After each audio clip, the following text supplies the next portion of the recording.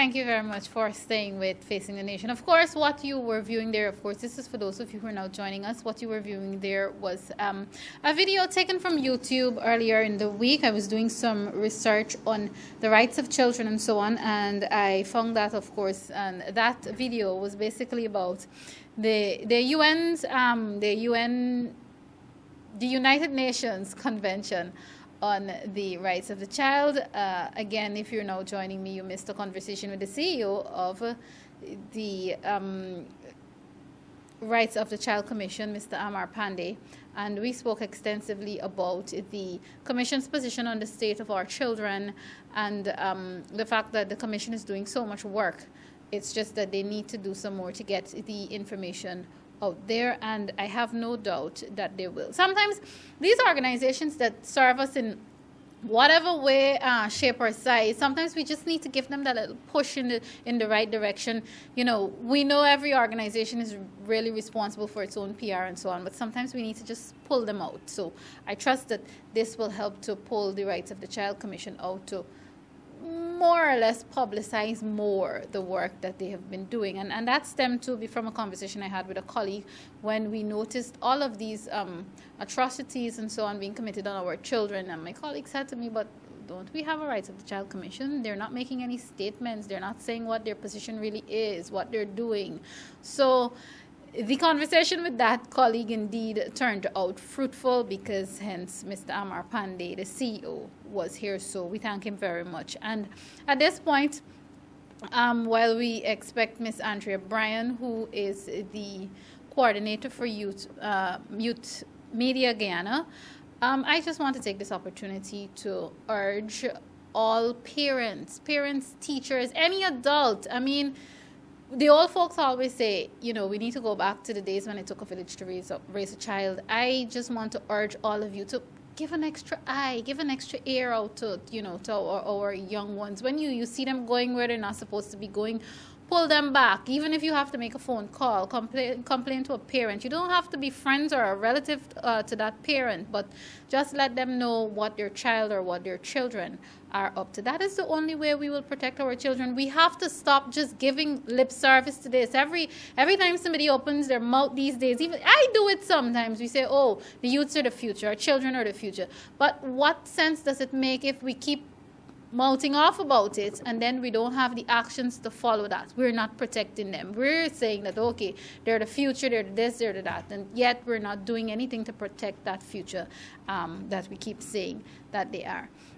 At this point, it is my pleasure to welcome for the first time to this program and, of course, introduce you to Miss Andrea Bryan-Garner. She is the coordinator of Youth Media Guyana. She's no stranger to Guyana, actually, because she's involved in so many things, and once we have some time, we'll talk to her about some of those other things that she's been involved in and some of the other works that she's been doing. Andrea, welcome to Facing the Nation. Hi, Malika. Thank you so much for having me. It's great to have you, and of course, viewers, I must let you know that I am seeing her in person. She's also a BCB on social media. She has a really big voice, so I thought it fit to have someone who's like us on the program to talk about this, because most times when we have these issues, for example, I did have the CEO of the Rights of the Child Commission moments ago. When we have these issues, we tend to just go straight to the either a government minister, somebody who's in a public office or so. It's time for us to hear from us, how we feel about certain issues. So once again, welcome. Yes. And congratulations, Mommy, for a second time. Thank you. All right. Before we even talk about the state of our children, what's happening with Youth Media Guyana? What really is the purpose and so on, and how has it helped, and how will it continue to help our, not only children, so to speak, but young people in general? Okay, well, Youth Media Guyana is a non-governmental organization that was formed in 2008. We were actually registered in 2010. But as a group, it started with a delegation of young people that went to Suriname for some training in media.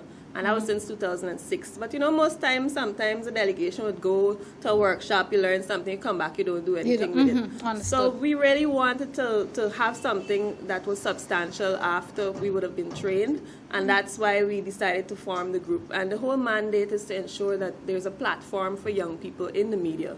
Because what we noticed that in mainstream media, you might have issues affecting children and young people, but you don't hear their perspective. True. And so we thought that was lacking in mainstream media, and so we wanted to fill that gap. Okay. It started with about 6 of us, and then eventually the membership grew, and we did a series of workshops in terms of training young people how to make their own media messages, how to tell their own stories in their own words from their perspective.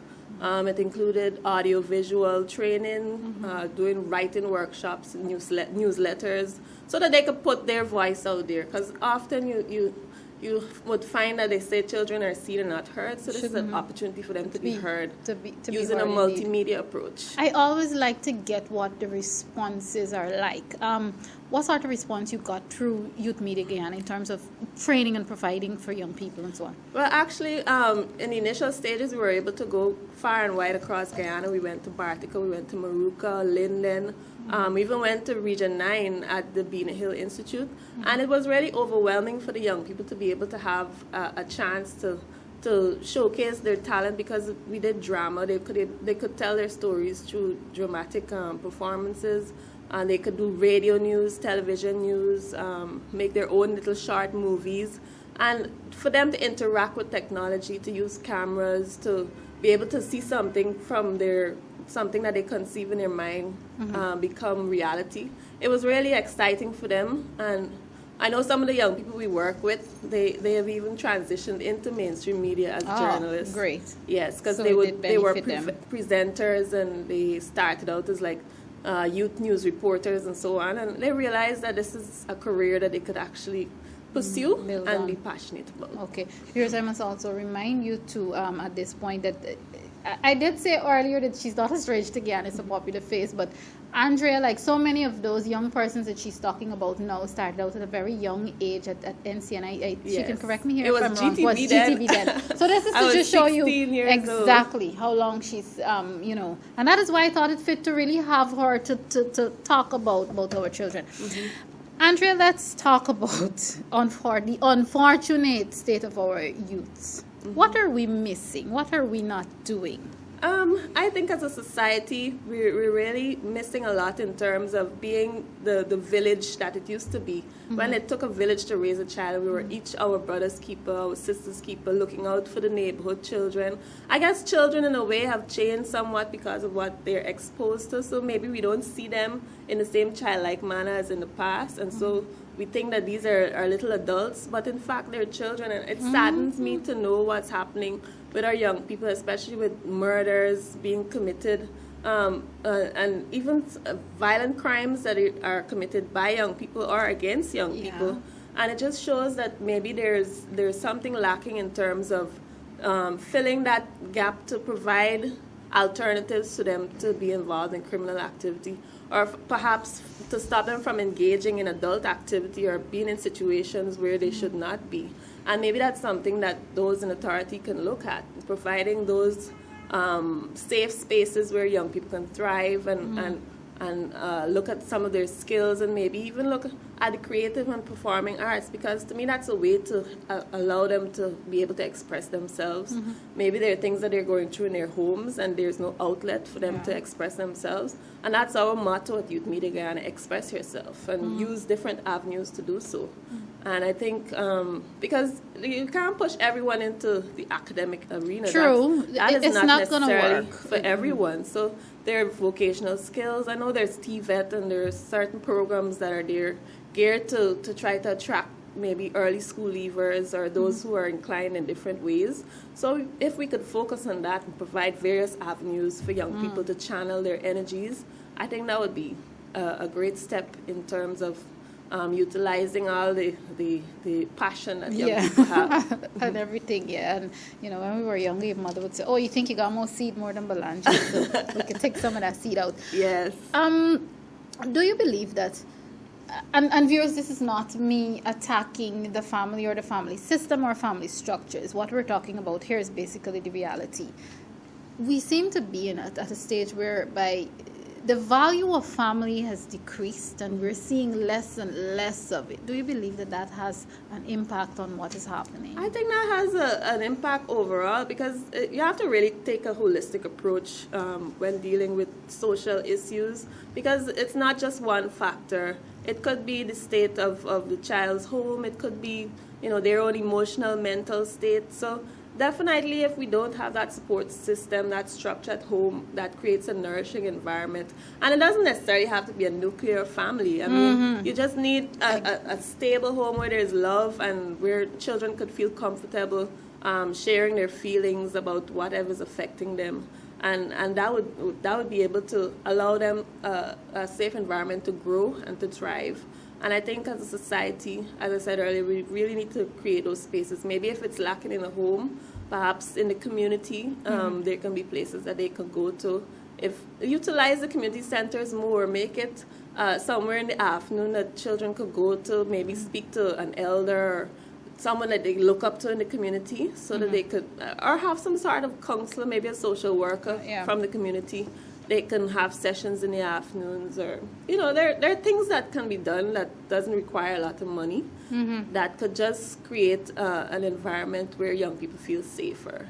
I think sometimes they rely on their own sense of decision making, which is not necessarily the most mature at younger ages.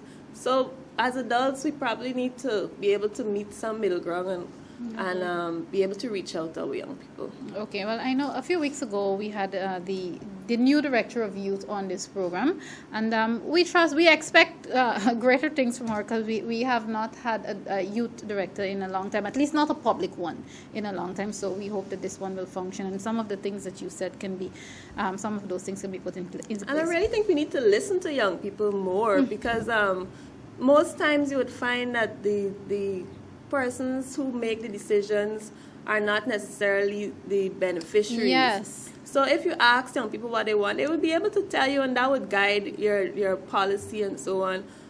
More consultations are always needed. And we take young people and children's views for granted sometimes, but they do have an awareness of what it is would work for them. So if we could listen to them more, I think that would make a greater impact. Okay, great. This is the part of the conversation. Viewers, if you're now joining us, I'm talking to the coordinator of Youth Media Guyana, Andrea Bryan-Garner, and we're talking about the state of children. And this part of today's program is the lightest part of the program, where we're just having a discussion and letting you know that this is what is happening, and we're seeing what is happening, and the ordinary people like us are really concerned about what's going on. Andrea, this is the part of the conversation where I make it about you.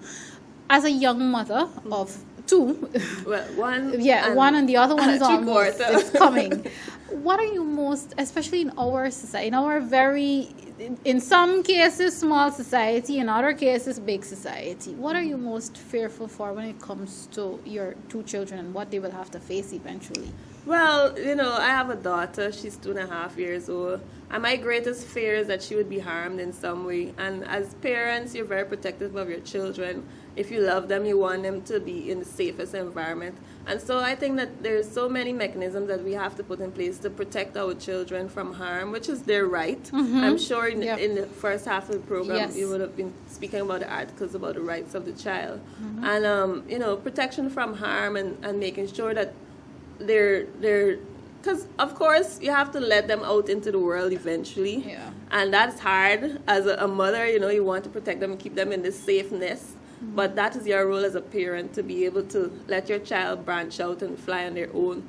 But you're always afraid of the other people out there in society who might want to harm your child, and that's why we have to be able to protect them and to utilize all those in authority whose job it is to ensure that no harm comes to your child. And opportunities, especially for girls. I find that in the past, maybe girls were a bit marginalized in terms of what they could readily access for education and job-wise and so on. But now you find that maybe the girls are moving ahead and the boys are lagging behind. So we probably need to have some sort of programs geared to getting boys back into the fold. So just making sure that young people in general have opportunities to reach their full potential. Okay, all right, great. Andrea. What has Andrea been up to since we've missed her from the television? I know you've been up to a lot, but just tell the viewers and some of the things that I've seen you doing. Again, these are things that will contribute and benefit to our children and so on. Let's talk. Well, I guess I've been busy. I'm on TV sometimes still, but more behind the scenes because I have my own production company. I do documentaries mainly for organizations, documenting their projects and so on. And so I've been working on that, pro media, as well as, being a homemaker. I work from home, so I get a chance to be with my child, my family, my husband, more than the average woman who has to juggle going out to work, as well as raising children and looking after the home. So sometimes it's a tricky balance to be able to be your own boss as well as being the boss of the home in terms of making sure everything is together. But I dabble in anything artistic, and I like with food. Yes, a lot of baking. I love to make desserts, and I'm a very homey girl when it comes to cooking. I love cooking and baking and making craft, and somebody called me Guyana's Martha Stewart. Oh, really? Yes, so I like doing stuff like that. Okay. What for young girls who might be watching this? I mean, even when the rebroadcast is aired, what advice would you have for them? I mean, again, viewers, this may seem as though it's just a basic run-of-the-mill question, but it is necessary. What advice would you have for them, especially the ones who can remember you from when they were really tiny to now, and people who may doubt? And I always hear, I've had people encourage me, you should, try to be your own boss and whatnot. And it's difficult in our society. What advice would you give to young women who may want to do that in the society that we live, but continue to face these challenges? I think initially you should try to focus on, what you're passionate about. As a young person, you have a lot of time to pursue all the things that make you excited, whether it's volunteering or maybe working with different groups or some hobby. That's important in the earliest stages until you think you might be ready to settle down. Not everybody is cut out to look at family life and marriage and so on. So you have to know what's the best fit for you, as well as what you pursue academically, because as I said before, maybe you could be skilled in something other than just going for your doctorate or master's. Maybe you could be the best seamstress in the world, or it depends on what your skill is and what your passion is. So it's important, as I always say, pursue your passions, and eventually that could lead to something that could be an income earner for you. Everyone doesn't have to have a typical job. It depends on what you want to do with your life and how much time you want to invest in it, because working for yourself is not easy, because you basically earn what you work for. So it's not a case where you're at work and you're waiting. You don't get overtime, clearly. No overtime, there's no leave. There might not be a boss breathing down your back, but each client is basically your boss. So think about your boss multiplied by every project. So you have to be able to weigh the pros and cons, and be able to look at what you want out of life. If you want to focus on building a family, and look at things in stages. You might not be able to do everything all at once, but you could do different things at different times and segment it and have strong family support. Because without my husband, there are a lot of things I wouldn't be able to have the time to do. Without my mother, who helps with my daughter, like being here right now, she's with Granny, and my sister, my family, my in-laws. So it takes a whole family to be able to support you. Okay, all right, great. Before I have to wrap up with you, because I know you have to get back to that precious little one. Daddy will collect her from Granny. Just to begin. Go back to where we began from, and to put our discussion really into context. What would you, as a young woman who I know is an inspiration to so many, the coordinator for Youth Media Guyana, and just generally as a woman, what at this point would you call on those in authority? We're not necessarily naming a ministry at this point. Those in authority to do to ensure that our children are not so vulnerable? Okay, well, as I'm sure the CEO for the Rights of the Child Commission would have said, Guyana is a signatory to the Convention on the Rights of the Child since 1991. So we have those articles on the books that we're legally bound to. And I think those in authority should make sure they're au fait with those articles, and we stick to all the protocols involved in that, and the recommendations that would come out from when we attend all these international seminars and so on. We also have our own laws on the books as it relates to protecting children. I know the Child Care and Protection Agency and a number of NGOs work together to collaborate to protect children. In fact, I didn't even know that there was an advocacy center where if a child is sexually abused, instead of telling that story over and over again to be traumatized, they can go to the advocacy center that works in collaboration with the ministry through the Child Care and Protection Agency and Every Child Guyana. And they're able to relate that story once, because everyone is in the room, not in front of them, but listening to it being recorded. So that one time they get all the information from all different agencies, so that it could be prosecuted swiftly.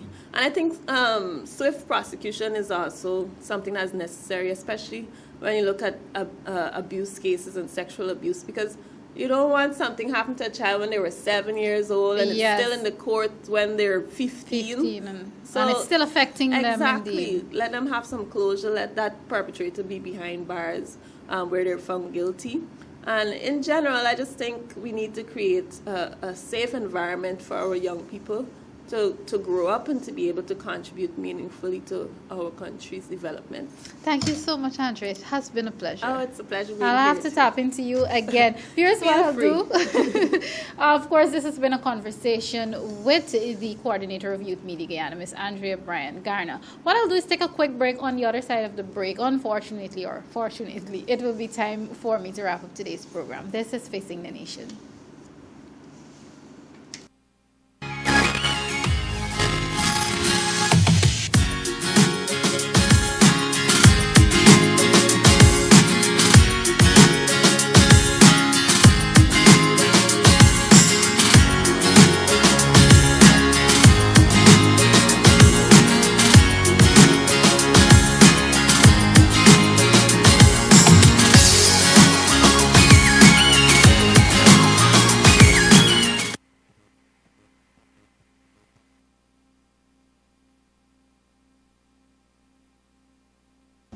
All right, viewers, thank you very much for staying tuned. Unfortunately, it's time for me to leave you this week. Just to remind you about a few things that we spoke about at the beginning of this program. Remember, it's Indigenous Heritage Month. That was launched at the Sophia Exhibition site last evening.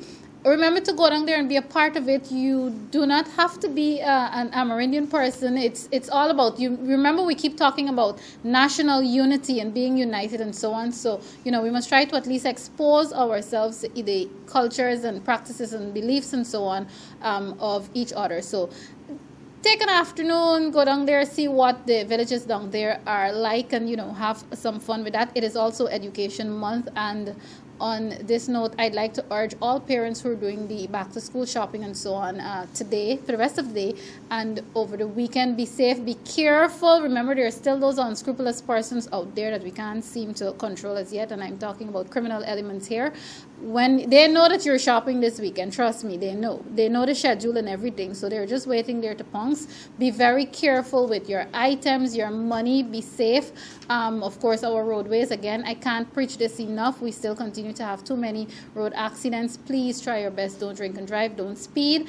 Ensure the little ones are well rested. I know some of them are complaining bitterly because they have to go back to school on Monday, but of course that is for their best, so that they can become productive adults in society. So I've said all that to say that I have to leave you. As always, I urge you, be good Guyanese citizens, take care of yourselves, take care of each other, and of course, join me again next week. This has been Facing the Nation.